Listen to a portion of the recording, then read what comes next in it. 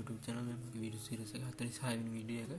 මේකදී මම කතා කරන්න යන්නේ කොහොමද මම මගේ register category කියන model එක හැදුවේ කියලා සහ ඒකේ category registration process එක සහ අපි register කරපු categories show වෙන process එක කොහොමද හදන්නේ කියලා අපි බලමු. මගේ output එක මුලින්ම මෙතන මේ තියෙන අපි manage product කියන page එකේ මම මෙන්න මේ විදිහට register category කියලා button එකක් දාගෙන තියෙනවා. ඒ button එක මේ විදිහට click කරාම අපිට මෙන්න මේ විදිහට manage categories කියලා model එකක් open තමයි හදලා තියෙන්නේ. ඒක මෙන්න මේ close button එක click කරාම ඒක close වෙලා යනවා. එහෙම නැත්නම් අපේ backdrop එක මේ විදිහට click කරාම ඒක close වෙලා යනවා. අපිට පුළුවන් මෙතන අපේ මෙතනින් list down වෙලා නැති category එකක් මෙතන type කරන්න. අපි බලමු මෙතන තියෙන එකක්ම type කරලා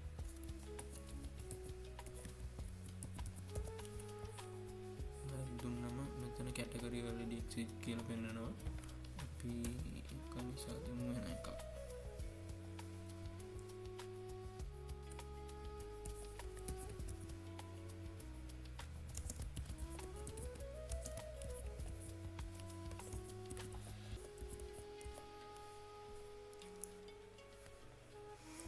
මේ category එක මේ විදිහට දීලා අපි add button එක click කරාම category registration successful කියලා message එකක් එනවා. ඒ වගේම අපි add කරපු category එක මෙතන පෙන්නනවා. අපි බලමු මේකේ back end එකේ සහ coding part එක මොන විදිහට කියලා. මුලින්ම මම category model කියලා මේ මගේ function div එකක් හදාගෙන තියෙනවා.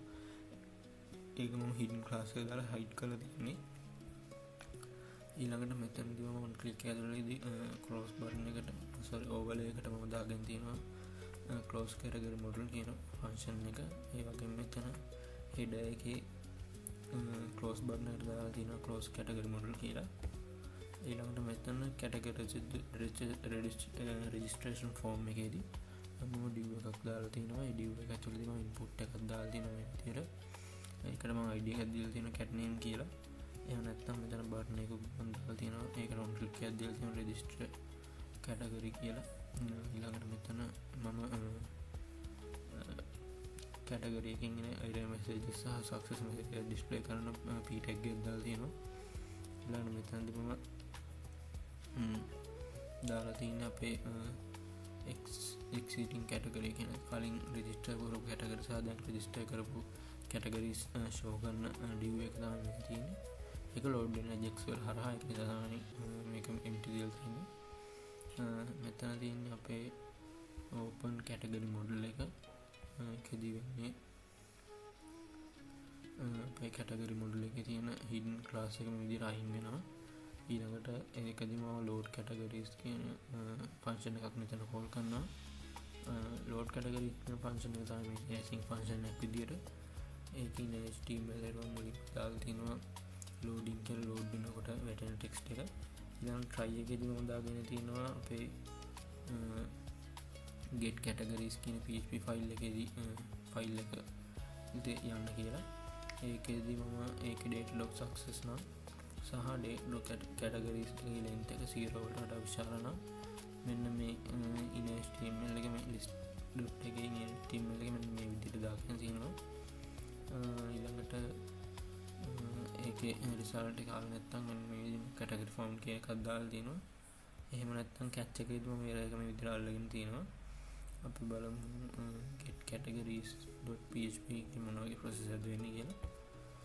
get categories.php එකේදී මෙන්න මේ විදිහේ session start එකක් දාලා මම මෙතන authentication part එක මේ විදිහට කරලා තියෙනවා.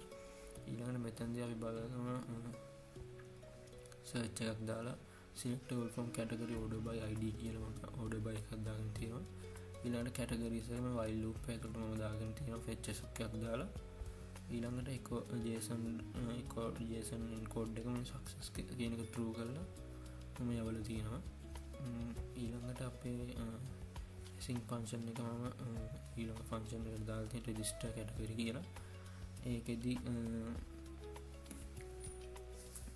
මම process එක කරලා තියෙන register category.php එකේ ඒකෙදි මම data මේ විදිහට තමයි ගහලා තියෙන්නේ data await එක response එකේ JSON විදිහට. ඊළඟට මෙතන ක්ලාස් ලිස්ට් එකේ remove hidden එක දාලා තිනවා. ඊළඟට message එකේ ඉන text එක data docs message එක දාලා තිනවා. ඊළඟට message.class name එක data docs success නම් green විදිහට එහෙම නැත්නම් red විදිහට පෙන්වන්න තියෙන්නේ. if data.success ඒ කියන්නේ data success නම් name input value එක empty කරලා load categories කියන එක function එක call කරලා තියෙනවා. ඒ වගේම set timeout එකක් දාලා message එක hidden කරලා තියෙනවා මෙතන. එහෙම නැත්නම් errors මේ විදිහට catch කරලා තියෙනවා. මේ තින්නේ close product category model කියන එක. මේකෙදි තමයි අපි categories model එක close වෙන්නේ. ඔය බලමු register category PHP එකේ මොන වගේ process වෙන්නේ කියලා. කලින් වගේම තමයි මේකෙදි authentication part එක මෙතන කරලා තියෙනවා. ඊළඟට මෙතනදී වල තියෙන category name එක අපි pass කරලා දීලා ඊළඟට මෙතනදී check කරනවා ඒ category name එකෙන් වෙන categories කලින් හදලා තියෙනවද කියලා. එහෙම නැත්නම් තමයි මෙතනට එන්නේ. මෙතනදී අපි category table එකේට මෙන්න මේ data ටික insert කරනවා. ඊළඟට JSON code එක success විදිහට දෙනවා. category registered successfully කියලා.